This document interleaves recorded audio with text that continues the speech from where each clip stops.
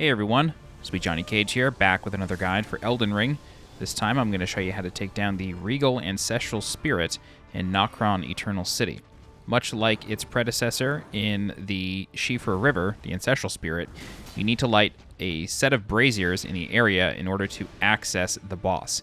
However, up here in Nokron, you only need to activate 6 instead of 8, and they're much less guarded than the other ones were. So this is a bit of an easier time lighting these, but the boss is more difficult to trade off. So there you go. All right, so I'll show you how to light all 6 and where they are, and then we'll get to the boss. We're going to start from the bridge just after the Mimic Tier boss fight. The first Brazier is right here, so go ahead and light that. And we're going to turn into the woods very briefly. Cut through here. Everything is dead, by the way. I've killed all the enemies in the area, so I'm not going to get in trouble here. This is number 2. And then from here, we're going to turn around. And then we're going to go past the Hallowhorn grounds. Turn back onto the main road. And then number 3 is up on this little hill cliff right here. You will need to ride up or jump up and go around. And this will be pretty heavily guarded, so be careful. So that's 3. And then number 4 is going to be behind this tree all the way in the back. This will be guarded by a red fox enemy. You should be somewhat familiar with them by now, but just be careful. It doesn't actually patrol back here, so you could light this and get away really easily. So that's number 4. Number 5 is going to be in this back corner here. That'll be somewhat guarded as well. And then number 6 is right next to the hunting grounds, so you won't have to go very far to get the boss after you light it. This one is probably the most guarded. There's like 4 enemies here. So this is number 6, and then you can just run on over to the hunting grounds and do the same thing you did before. Just go ahead and touch the remains, and then you will be transported to the boss room. So this is, again, a bit easier of a time lighting these things. The area is a bit more spread out. There's no crazy archers to deal with. You should be okay lighting them and just getting away with it. Okay, so for the boss itself, what you want to do is employ more or less the same strategy that you did for the Ancestor Spirit down in Shifer River. However, this one has some really cool added abilities, such as the ability to steal the life force from the other spirit animals in the arena and heal itself. As far as I have discovered, or as far as I know, you can't prevent that heal from happening. I did try to attack some of the spirit animals throughout the fight. You can't do anything to them. So I'm a little confused on whether or not you could stop the heal. For now, it doesn't seem like you can, but there are a finite number of spirit animals here, at least so it seems. So the boss shouldn't be able to heal infinitely. But if you are running up against like a softened rage like that, where you just can't out-damage the boss's heal, maybe come back later after you've leveled up your weapon. Okay, so like I said, the boss primarily has the same attacks as the Ancestor Spirit, literally the same patterns.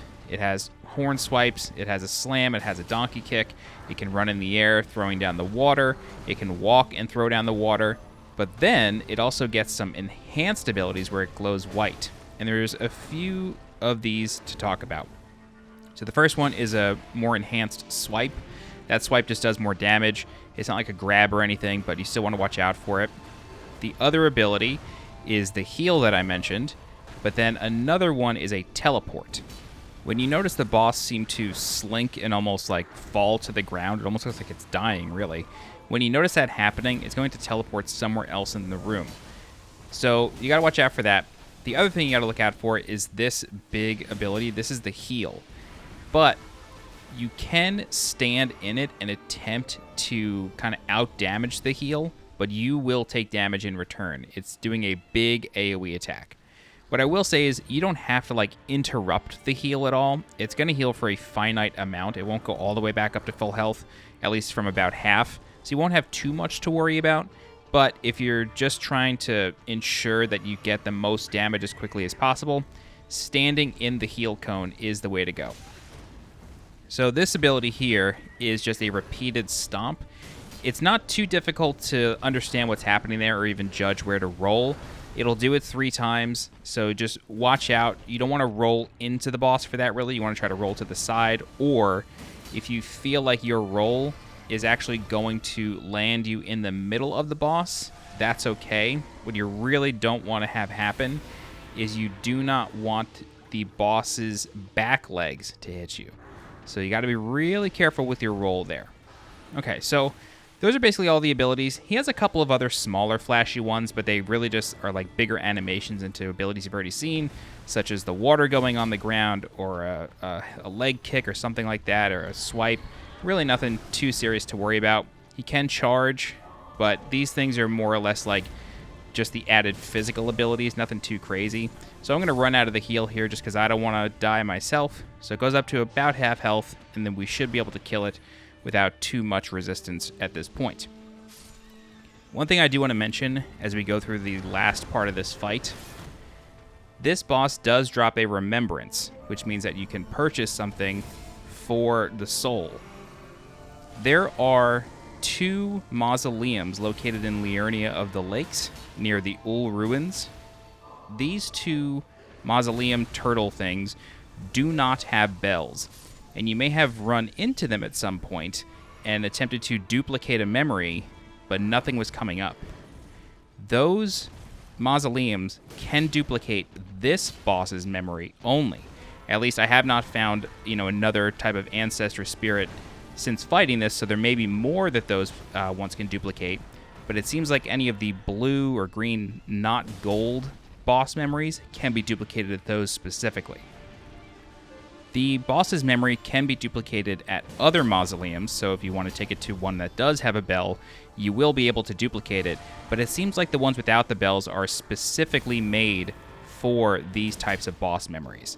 At least that's what I've noticed so far. There could be other bosses that interact in that way, but that remains to be seen. That's it. If you have any questions, please feel free to leave a comment. I'll do my best to help you out. If you're looking for more guides for Elden Ring, please subscribe to the channel so you get alerted when new guides go live. If you're interested in supporting the channel monetarily, please consider becoming a channel member by clicking the blue join button below this video. Don't forget to follow me on Twitter and join my Discord. The links for those are in the description below. As always, I'm SweetJohnnyCage. Thank you so much for watching, and I'll see you next time. Bye-bye.